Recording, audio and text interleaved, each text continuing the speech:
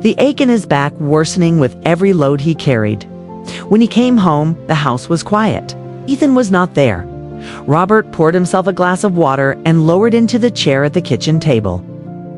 His eyes fell on a cardboard box tucked partly beneath the counter, its lid askew. Curiosity got the better of him. He pulled it closer, realizing it was filled with photographed stacks of prints, some carefully framed, others just loose sheets of glossy paper. He picked one up. It was a picture of their street after a rainstorm, the puddles reflecting the dusky sky. Another showed an old woman from their neighborhood feeding pigeons, her face caught in a moment of peace. There was one of children chasing a ball down the alley. Laughter frozen midair. Robert's rough fingers lingered on each image longer than he intended. These weren't just pictures. They were pieces of life, captured with an eye that saw beauty, where he had only seen routine. Then he found it the photograph that stopped him cold. It was of himself. Robert was sitting in the worn armchair by the window. Head bowed, shoulders heavy, his hands clasped together in his lap. The photo caught him in an unguarded moment.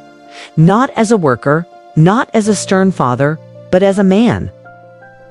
The shadows carved the lines of his face, the faint light brushing against his profile with almost reverence. His eyes looked tired, yes, but behind. The exhaustion was something deeper, quiet strength, a stubborn kind of dignity. Robert's throat tightened. He had never thought of himself as anything worth capturing. He was just a man trying to get through each day, to put food on the table, to make sure his son had what he needed.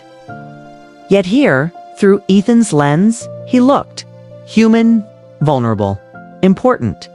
His hand trembled as he held the photo closer. For the first time, he wondered what Ethan had seen in that moment. What had compelled him to lift the camera and preserve it?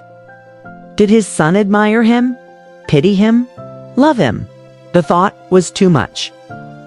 His eyes blurred, and before he knew it, tears slid down his cheeks, hot and unfamiliar.